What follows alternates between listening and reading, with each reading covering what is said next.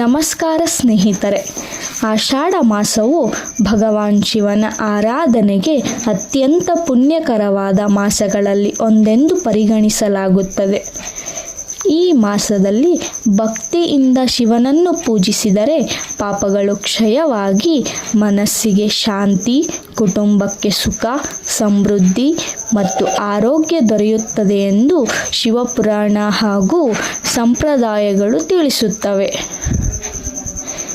ವಿಶೇಷವಾಗಿ ಸೋಮವಾರಗಳಲ್ಲಿ ಶಿವನ ಆರಾಧನೆ ಮಾಡಿದರೆ ಇನ್ನಷ್ಟು ಶುಭ ಫಲ ದೊರೆಯುತ್ತದೆ ಎಂದು ನಂಬಲಾಗಿದೆ. ಆಷಾಢ ಮಾಸದಲ್ಲಿ ಶಿವನ ಪೂಜೆ ಮಾಡುವ ವಿಧಾನವನ್ನು ತಿಳಿದುಕೊಳ್ಳೋಣ.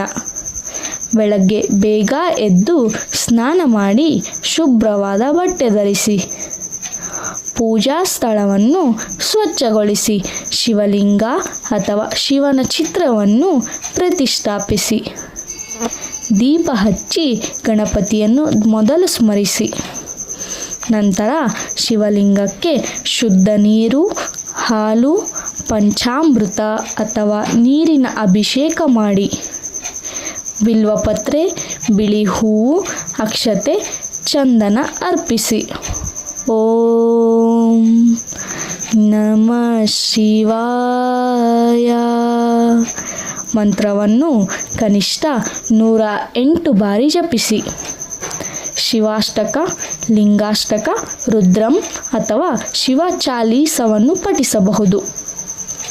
ಕೊನೆಯಲ್ಲಿ ಕರ್ಪೂರ ಆರತಿ ಮಾಡಿ ನೈವೇದ್ಯವನ್ನು ಸಮರ್ಪಿಸಿ ಕುಟುಂಬದವರೊಂದಿಗೆ ಪ್ರಸಾದವನ್ನು ಸ್ವೀಕರಿಸಿ.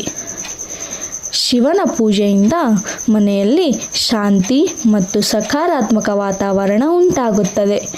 ಮಾನಸಿಕ ಒತ್ತಡ ಕಡಿಮೆಯಾಗಿ ಆತ್ಮವಿಶ್ವಾಸ ಹೆಚ್ಚುತ್ತದೆ.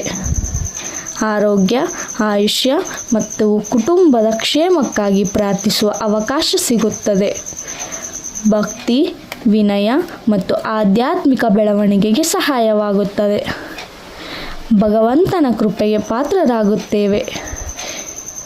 ಕೊನೆಯಲ್ಲಿ ಎಲ್ಲರೂ ಭಕ್ತಿಯಿಂದ ಓಂ ನಮಃ ಶಿವಾಯ ಎಂದು ಪ್ರಾರ್ಥಿಸಿ ಮತ್ತು ನಮ್ಮ ಕುಟುಂಬಕ್ಕೆ ಆರೋಗ್ಯ, ಐಶ್ವರ್ಯ, ಸುಖ, ಶಾಂತಿ ಮತ್ತು ಸಮೃದ್ಧಿಯನ್ನು ಕರುಣಿಸು ಎಂದು ಬೇಡಿಕೊಳ್ಳಿ.